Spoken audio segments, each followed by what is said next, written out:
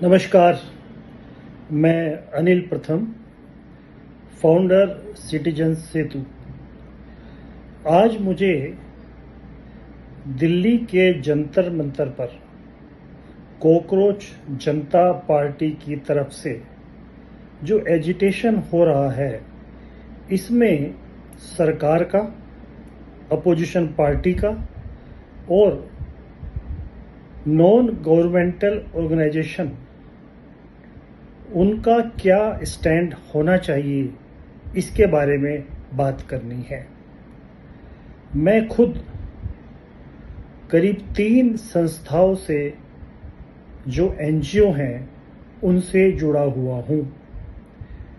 अभी इन एनजीओ में ये चर्चा है कि कॉकरोच जनता पार्टी के जो मुद्दे हैं वो मुद्दे ठीक हैं और हमें सपोर्ट करना चाहिए, पर साथ में ही कुछ लोगों का ये भी डाउट है कि कॉकरोच जनता पार्टी जो सोशल मीडिया से खड़ी हुई है, जिसका बैकग्राउंड ज़्यादा पता नहीं है, जो एक रजिस्टर्ड संस्था नहीं है, वो इंडिपेंडेंटली ये काम कर रही है या किसी के इशारे पर ये काम कर रही है, इसकी कोई जानकारी नहीं है।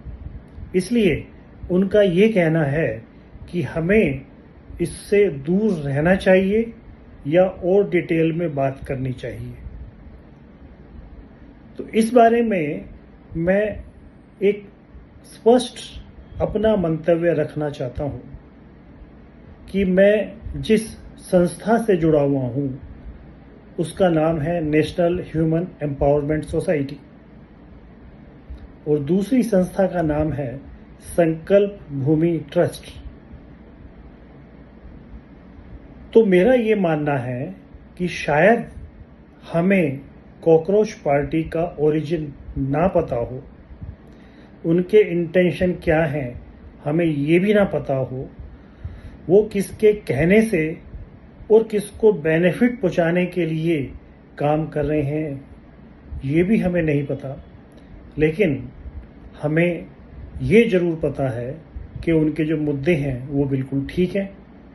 अब मैं एक एक करके उन मुद्दों की बात करूंगा। उनका पहला मुद्दा है कि एजुकेशन मिनिस्टर रिजाइन करें। इसके बारे में मेरा कहना है कि ये सरकार का निर्णय है, हमारा कोई इसमें ओपिनियन नहीं है। सेकंड है कि जो नेशनल टेस्टिंग एजेंसी है उसको हटाया जाए और एजुकेशन एग्जाम्स लीक ना हो, इसके लिए व्यवस्था की जाए। इसमें सिर्फ मेरा ये कहना है कि एग्जाम्स लीक ना हो, इसके लिए काम सरकार को करना चाहिए और वो ऐसा काम हो जो दिखाई भी दे। अब उसके लिए उसको एनटीए को हटाना जरूरी है या नहीं है, ये उनका खुद का निर्णय है। तीसरा डिमांड जो इनकी है कि बहुत से बच्चों ने सुसाइड किया है, तो उन सुसाइड करने वाले बच्चों को कंपनसेशन मिलना चाहिए। ये बिल्कुल सही बात है, उनको कंपनसेशन मिलना चाहिए। चौथी डिमांड ये है कि इस तरह के एजुकेशन सिस्टम से बहुत से बच्चों को मेंटल हैरेसमेंट, मेंटल एगनी और उस हालात में है जिसके लिए हमें कुछ करना चाहिए। ये डिमांड बहुत ही वाजिबी है। सरकार को प्रोएक्टिवली ऐसे प्रोफेशनल्स, ऐसी संस्थाएं और ऐसे ट्रेड को आगे बढ़ाना चाहिए जो बच्चों को कैरियर के बारे में, लाइफ के बारे में गाइड कर सकें और वो अपना मेंटल बैलेंस बनाकर बच्चे अपने बारे में, अपने भविष्य के बारे में निर्णय ले सकें। ये बहुत ज़रूरी है।